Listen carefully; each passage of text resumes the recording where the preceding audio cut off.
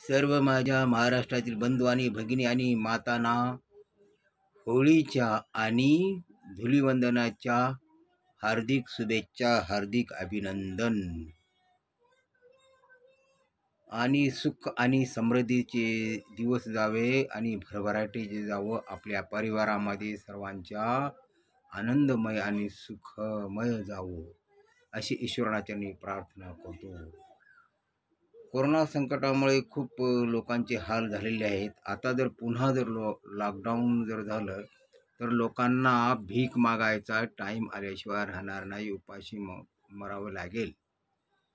कारण कसं माहिती का, आता आपल्या देशामध्ये 31 जानेवारीला कोरोना आला होता। आता येऊन तरीही अजून कोरोना काही जात नाही। कारण कसं माहिती आहे का, भारताचे नरेंद्र मोदी यांनी म्हणले की 21 दिवसामध्ये कोरोना नाट होईल म्हणले। मागे 21 दिवसाचा बिना विचार न करता लॉकडाऊन केले। 21 दिवस गेले, 6 महिने गेले, तरी 1 वर्ष गेला तरीही अजून कोरोना काही जातच नाही। कारण कसं, जोपर्यंत आपल्या देशामधून जर कोरोना हद्दपार व्हायचा असेल तर देशामध्ये कुठेही निवडणुका घेऊ नये। कारण मग गरीब ज्यांचं हातावरचं पोट आहे त्यांनी तर लॉकडाऊनचं पालन करतात आणि लॉकडाऊनचं तर पालन करतात, मास्क लावून फिरतात। पण हे राजकारणी लोक जे आहे ना, सर्व मिटिंगा घ्या, निवडणुका घ्या, याच्यामुळे कोरोनाचा प्रसार होतो। जोपर्यंत निवडणुका आपल्या देशामध्ये जोपर्यंत कोरोना जात नाही तोपर्यंत निवडणुका घेऊ नये। कारण कसं आहे, आता जर आपण लॉकडाऊन केलं तर उपाशी बसायचे टाईम येईल आणि भीक मागायचा टाईम येईल।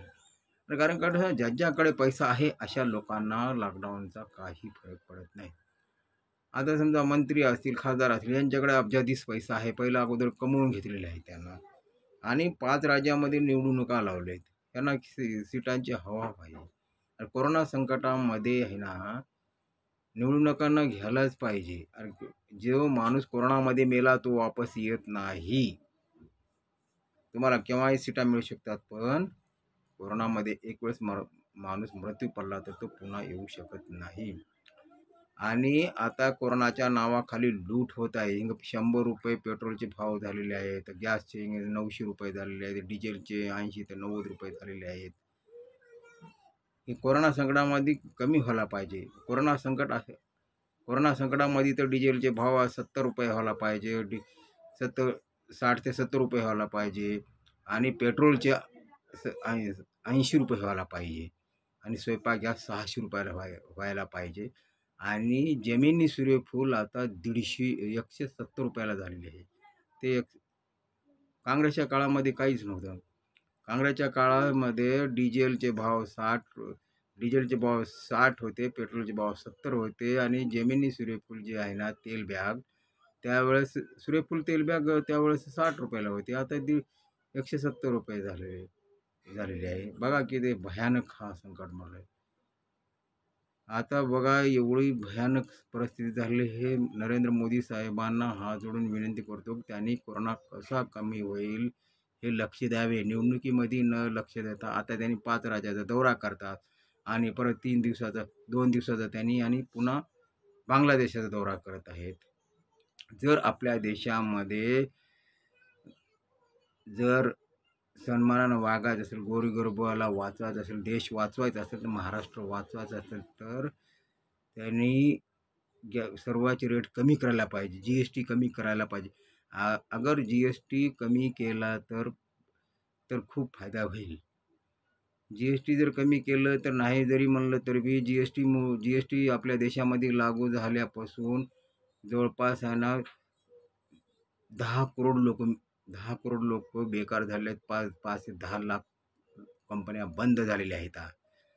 आता मला सांगा, नरेंद्र मोदी साहेबांनी घोषणा केली 15 लाख रुपये प्रत्येकाच्या अकाउंटमध्ये टाकू, अच्छे दिन आएंगे। आता तर काय बुरे दिन चाललेले आहेत, अच्छे दिन कुठे गेलेले आहेत। आणि नोटाबंदी केली होती, नोटाबंदी केलेली आहे, 2000ची नोट चलनात आणली। काय फायदा त्या 2000च्या नोटला चलनात आणून? आता आपल्याला जर 10 रुपयाचे काही वस्तू घ्यायचं असेल तर सुट्टे कुठेही मिळत नाहीत. 2000ची नोट चलनात आणली आणि ते बी 2 वर्षापासून बंदच पडलेली आहे. ते आलीच नाही चलनामध्ये अजून. तर फुकट हे एवढं ज्यांनी आहे ना छपाईमध्ये बंदी केली. छपाईला जो खर्च लागला 20,000 करोडच्या वरी बिनकामी फालतू खर्च झालेले आहे. फालतू. याचा काही फायदा नाही. आता सांगा GST आणला, त्याच्यामध्ये पूर्ण कंपन्या बंद पडले. आपल्यामध्ये जर देशामध्ये गरिबी जर हटवायचं असेल तर लोकांना जगायचं असेल तर लोक फाशी घेतात. यांना जर 2 टाईमचं जेवण मिळायचं असेल तर त्यांनी GST कायदा हा रद्द करायला पाहिजे. GSTचे रेट कमी करायला पाहिजे. GST जो आहे ना का GST जो आहे 28% 28%वरून त्यांनी कमीत कमी 25% करायला पाहिजे. GST 28%वरून 25% करायला पाहिजे. 18%वरून 15% करायला पाहिजे. 12%वरून 9% करायला पाहिजे. 5%वरून 3% करायला पाहिजे. तरच आपल्या देशामध्ये लोक जगतील. हे जर रेट कमी केले तर नाही म्हणलं तरी बी 20,000 करोड लोकांना रोजगार मिळेल आणि 5 ते 10 लाख कंपन्या जे बंद झालेले आहेत ते चालू होतील. एवढं सांगतो. आणि इन्कम टॅक्सचा स्लॅब जो आहे ना 5 लाखापर्यंत करमुक्त असायला पाहिजे आणि नील असायला पाहिजे. करमुक्त असायला पाहिजे 5 लाखापर्यंत. 5 ते 10 लाखापर्यंत जे आहे ना 5% असायला पाहिजे आणि 10 लाख ते 20 लाखापर्यंत 15% असायला पाहिजे आणि 20 ते 30 लाखापर्यंत 20% असायला पाहिजे. असा हा जर इन्कम टॅक्स जर कमी केले तर आपल्या देशामध्ये गरिबी राहणारच नाही. प्रत्येकाला काम मिळेल.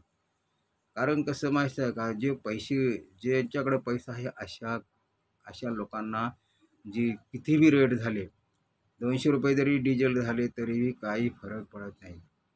याच्या मागे आणि एवढे आपल्या देशामध्ये भयानक संकट असताना कोरोनाच्या नावाखाली लूट होते. लूटच आहे हे प्रकारचे. बघा आता कोरोनाच्या नावाखाली भयानक महागाई वाढलेली आहे. तर प्रत्येक वस्तू, आटा वाढले, गहू वाढले, प्रत्येक वस्तू ही महागाई वाढली. आता ज्यांचं हातावर पोट आहे त्यांचं जगावं की मरावं असं काही समजत नाही. का आत्महत्या कित्येक लोक आत्महत्या करायला पाहिजे. भारताचे पंतप्रधान म्हणाले होते की नरेंद्र मोदी यांनी अच्छे दिन आएंगे, अच्छे दिन आएंगे. कुठं अच्छे दिन आलेले, सर्व बुरे दिन चाललेले आहेत ना. कुठं आलेले आहेत? बुरे दिन चाललेले आहेत खरोखर. आणि कसं माहीत आहे का, आता ह्यांनी जो पैसा आता जो कलकत्त्यामध्ये इकडे जिकडे त्यांची मिरवणुका होतात आणि त्यांचे तिकडे कितीतरी रॅली काढतात, अब्जाधीच पैसा काढतात. हा कुठून आला पैसा? यांनी हिशाब द्यायला पाहिजे खरं म्हणजे. आणि इथं जे आहे ना लोक आता इथं महाराष्ट्रामध्ये यानं विरोधी पक्ष नेते यांनी एवढं महागाईचा भस्मासूर वाढलेला आहे. महागाईचा भस्मासूर वाढलेले आहे. विरोधी पक्ष नेते महागाई विरुद्ध काही बोलत नाहीत. पेट्रोलचे भाव वाढले, डिझेलचे भाव वाढले, गॅसचे भाव वाढले, तेलाचे भाव, एवढा भयानक महागाई वाढली, एवढं काही बोलत नाहीत. आणि कोणी जर काही ह्याने याला बोलला की त्यांनी ह्याला बोलले, त्यांनी ह्याने मेला, ते काय तो हिरेनचं काय आलं, ते बरेच असे जे प्रकरण जे येते त्यालाच उचलून धरलेले आहेत. अरे तिथं बाबा 300 लोक, शेतकरी लोक दिल्लीच्या बॉर्डरवर मेलेले आहेत. दिल्लीच्या बॉर्डरवर लोक तिथं मेलेले आहेत 300 लोक. त्यांना जाऊन तिथं बघा ना, त्यांचे हाल अपेष्टा काय, त्यांना अन्न द्या.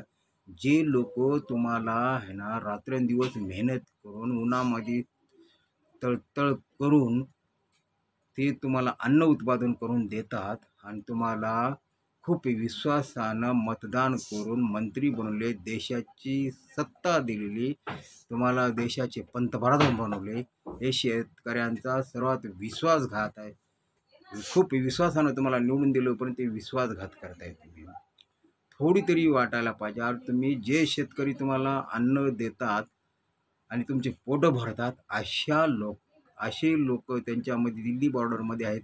त्याच्यापैकी तुमचेच कोणीतरी भाऊ आहेत, कोणी बहीण आहेत, कोणी वडील आहेत, कोणी आई आहेत.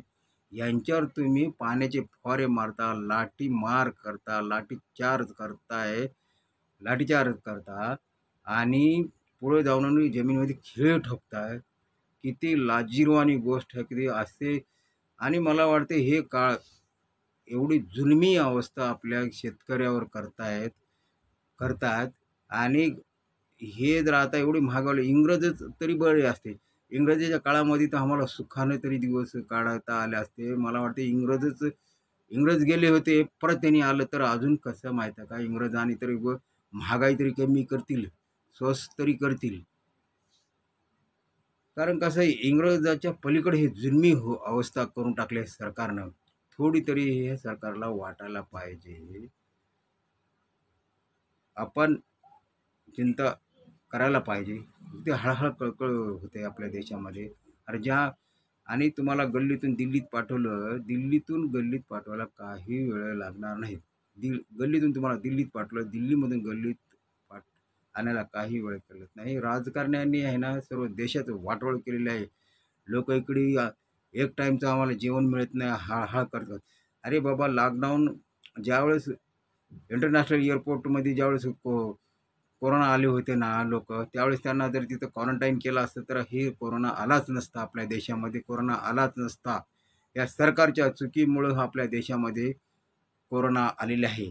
आणि त्यावेळेसही 22 मार्चला लॉकडाऊन केले होते. 22 मार्च 2020ला जो आहे ना, कसल्याच प्रकारचा विचार न करता नरेंद्र मोदी साहेबांनी लॉकडाऊन करून सारा देश बर्बाद केला. साऱ्या देशाची अर्थव्यवस्था बिघडली आणि सर्व शाळा बंद झाले, कॉलेज बंद झाले, सर्वांचं जीवन बर्बाद झाले.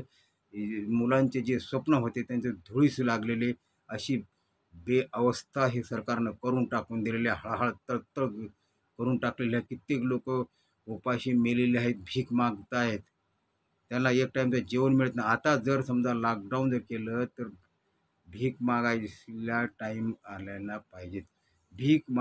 भीक मागायचा टाईम तर आलेलाच आहे. भीक मागायला आल्याशिवाय राहणार नाही, तळतळ करून मरावं लागेल. कारण काय, राजकारण्याकडे काही पैसे अब्जाधीश पहिले कमवून ठेवले आहेत. ज्यांच्याकडे पैसा आहे अशा लोकांना किती दिवस जरी लॉकडाऊन केलं तरीही काही सांगता येत नाही. आणि नरेंद्र मोदी साहेबांनी सांगितलं 21 दिवसामध्ये कोरोना जाईल असं म्हणले. 21 दिवस गेले, वर्ष गेले, 1.5 वर्ष गेले, 2 वर्ष जाऊन बी आपल्या देशामधून कोरोना काही जातच नाही. जर आपल्या मधून जर खरोखरच कोरोना जर जायचा असेल, हद्दपार करायचं तर निवडणुका रद्द करावे. जोपर्यंत निवडणुका रद्द करत नाही, तुम्ही घेत नाही, तोपर्यंत कोरोना आपल्या देशामधून जातच नाहीत, हे मी तुम्हाला सांगतो.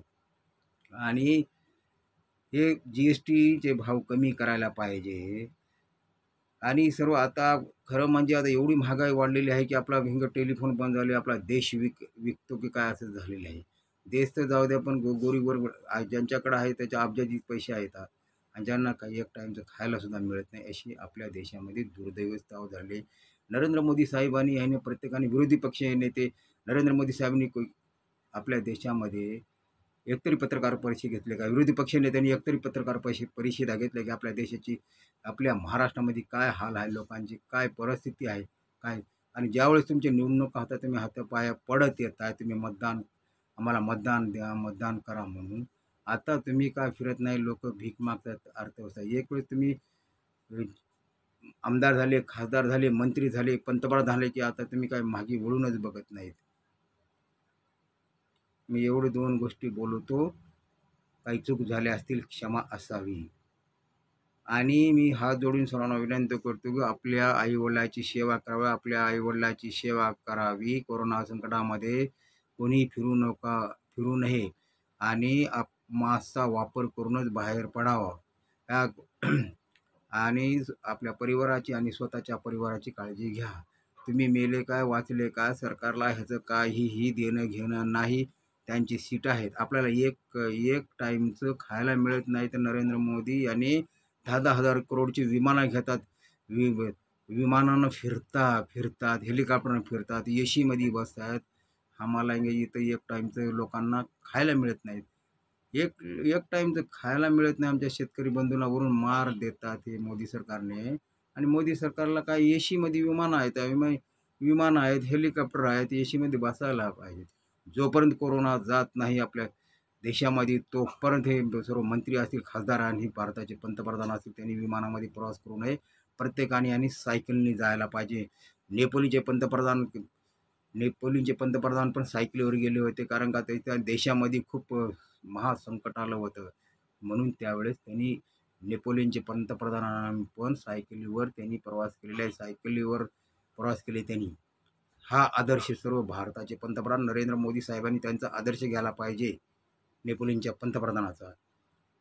एवढं बोलून मी 2 शब्द संपवतो. जय हिंद, जय महाराष्ट्र. Okay bye. पुढच्या व्हिडिओला लाईक करा, शेअर करा, सबस्क्राईब करा.